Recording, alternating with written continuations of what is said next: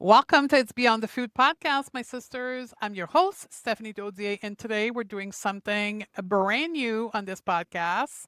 And I'm introducing a new mini series called Coach Corner. The series is for all of you, my health pro, dietitian, nutritionist, therapists, health coaches, all the people that help the people talk about health, coach on health, counsel on health without reinforcing diet culture.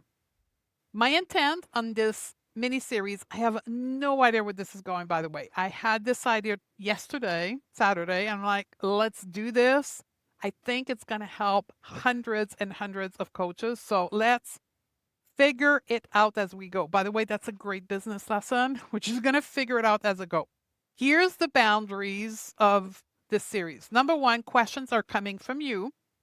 We did our biannual survey in my company in October, and we asked the question, what question you would like me to answer. These are some of those questions. And then two, this is where the biggest challenge for me comes in. I cannot exceed 15 minutes. If you're watching on YouTube, you're seeing how my eyes are big. This is a real big challenge for me because I like to blabber. I like to explain things. I like to teach things. I like to contextualize things. And this is going to force me to really be proficient in giving you an answer within like 7 to 8 minutes. Because here's the challenge, I want to answer 2 questions per episode of this mini series. We're going to tackle all the questions that are health promoting behavior, that are eating behavior, that are body image, mindsets, and even maybe some business ones. I don't know. I know I've received a ton of business questions. We'll see if we get into answering some of those questions. So here's my first exception to this 15-minute rule. Not this episode, because this episode I have to introduce this mini series. So I don't want that time to cut into answering my question. So I'm going to start the timer to answer the 2 questions in about 2 minutes. So I want to say this is a little bit longer. The next episode, we're going to jump in right to reading the question and me giving you answer. Are you ready? Let's see where that goes. Today is November the 2nd. Let's see what happened with this in weeks and months to come. All right, let's dive in. Our 2 questions for today. How do you draw the line between gentle nutrition and restrictive eating? And then question number 2, how can you help your client reconnect with their hunger and fullness cue? Now, both are core challenges in our space, and both can easily slide back our client into diet culture through failure in either gentle nutrition or reconnecting with hunger and fullness. Now, before we talk on the first question of gentle nutrition, we have to remember something very important. Nutrition is not neutral in our culture. For generation, like the last 3 to 4 generations, women have used food to control our body and to prove our discipline, our worth, and our moral virtue into this world. So when your client come and engage you in gentle nutrition, it is very likely that they're coming at the concept of gentle nutrition from a place of finally being able to eat healthy. I heard that when I was with general population over and over again. People were anxious in the first stages of intuitive eating. And when I query through coaching question, where was that anxiety coming from? It's like, when can we finally talk about healthy eating?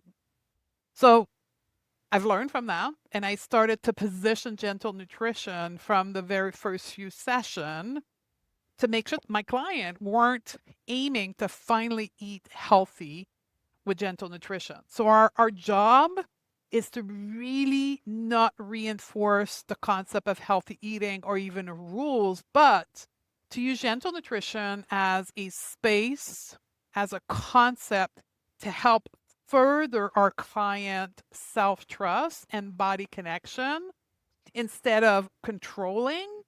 we re-emphasize the concept of empowerment and choices. So that's the line, the intention we place behind gentle nutrition, and also emotional safety. Gentle nutrition is a regulation skill. Inside the non-diet coaching certification, we teach that gentle nutrition is not about learning nutrition facts and science. In fact, by the way, in the non-diet coaching certification, I don't share any study because that's not study and intellectual information is not what actually changed the behavior of our client, but it's being able to have some information and being able to use that knowledge safely. And that requires three skill set, three capacity that we need to help our client build. Cognitive safety, so being free from diet thinking and all or nothing thinking, black and white thinking. Emotional regulation, being able to make choices without fear and guilt, and interoceptive awareness, sensing our body's cues and feedback. If those aren't in place, getting to gentle nutrition will likely be given an interpretation from your client's brain as restriction once again. Once again, I'm going to have a list of healthy and unhealthy food, and I'll be able to lean on external cue to tell me how to eat because they feel uncomfortable not controlling their food. One of the things you want to be careful about understanding all those concepts is the language you use around gentle nutrition. I'm going to give you here three coaching questions that you can use when it comes to gentle nutrition to help you talk about gentle nutrition in a completely different way. And the number one thing when we want to move client away from rules is instead seeking internal cue to know which food works for them and which food doesn't work for them.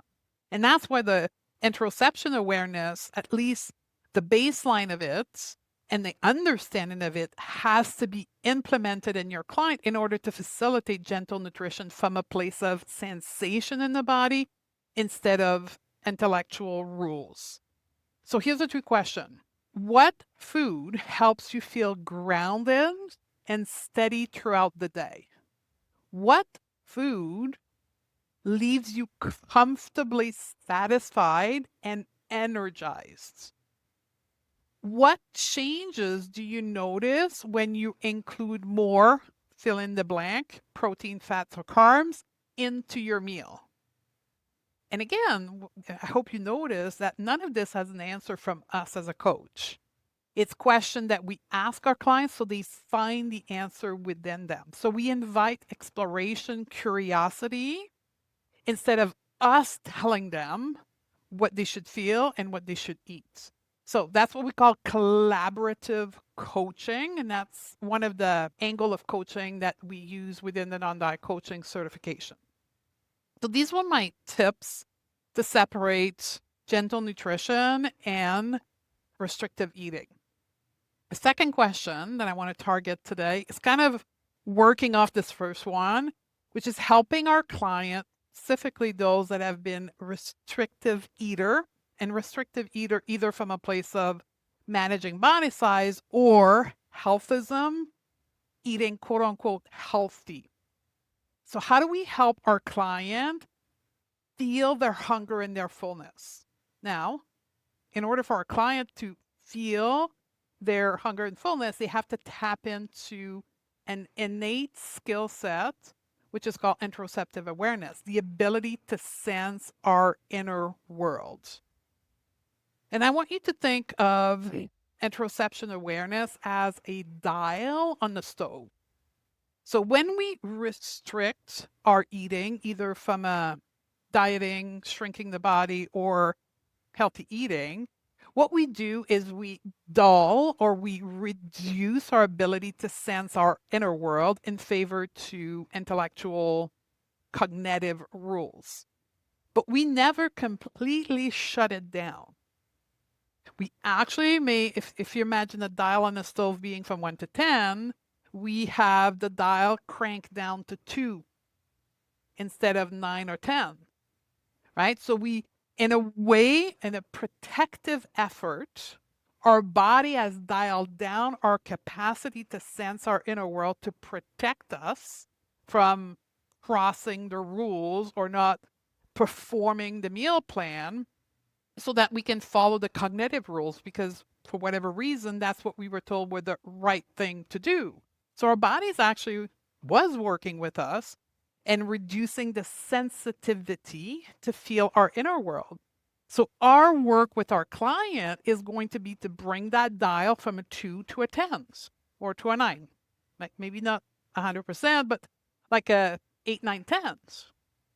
That's your work as a coach to do that with them. Now, I'm using the analogy of the dial in the stove because I use a ton of analogy when I coach clients, giving them a visual goal, like an explanation of something that is not three dimension for them. When we talk about interoception awareness, like, what is that? So when I give them a visual like the dial stove, it helps them visualize what they're trying to do. I'm going to teach you another concept here, which is normalization. So when you first start, usually when we're talking about hunger and fullness, that's the beginning stages of eating behavior coaching, when we reset the baseline. So the first thing we want to do when client come and they're challenged with feeling their hunger and their fullness is to normalize it, and it's to tell them it's 100% normal for you to not feel hunger and fullness and give them the exact explanation I just gave you. It's a safety protocol that your body did in order for you to be able to sense or follow the rules of the plan or the program you were on. And our journey together will be to increase your sensitivity and to map your inner world and the sensation of hunger, fullness, and don't forget satisfaction too. I get it. We start with hunger and fullness, but we very quickly have to bring in the concept of satisfaction. One of the things that I do with my clients, or that I recommend you do with your client, is to, again, because interoception awareness is not something people can touch and sense, right? It's happened in their body, is to bring in the sensation of touch. So if you're watching me on YouTube right now, I have both of my hands and I'm placing them on my stomach. And so as we do the hunger and fullness scale with our clients, we can have them touch their stomach and ask, am I hungry right now? How does my hunger feel right now in my body? And somatically, when we bring the touch to our body around the stomach, here's another interesting thing. 7 out of 10 of your client won't even know where their stomach is. When you ask your client, I used to do that in practice when I was face to face in Oakville, and I asked my clients, like, show me where your stomach is. Most of them would show me where their small intestine was. So, another interesting experiment to do. So, right now, if you're watching me on YouTube, I'm right underneath my breast, and that's where I'm putting my hand. The other thing we can do with our client is set timer and explain to them that this is just an exercise. We're going to put a timer for the next week, every hour during the day, so that you can put your hand on your stomach and ask yourself, how does my hunger feel right now? On a scale of 1 to 10, how hungry I am. So we're cueing in with a timer every hour or 2 hours for the client to start asking the question, how does my hunger feel? Do I have any sensation of hunger in my stomach? The other one that we can use is helping our clients see that hunger is not just physical. It's not just like our stomach screaming, but it's also other biomarker in the body, that it is how many food thoughts you have in your brain. How is your emotion world right now? Are you stressed? Are you anxious? How are you feeling? Is it possible that the anxiety you're feeling in your body right now is because your hunger is too high? Recognizing beyond just the physical cue, the emotional cue, and the mental cue as well of hunger. Now, when we're talking about fullness, that same thing can be done. And again, this is temporary. This is as we build that interoception mapping in your client, we're going to have them stop halfway through their meal, not because we want them to stop eating, because we want them to start asking, how is my fullness level right now? Halfway through the meal.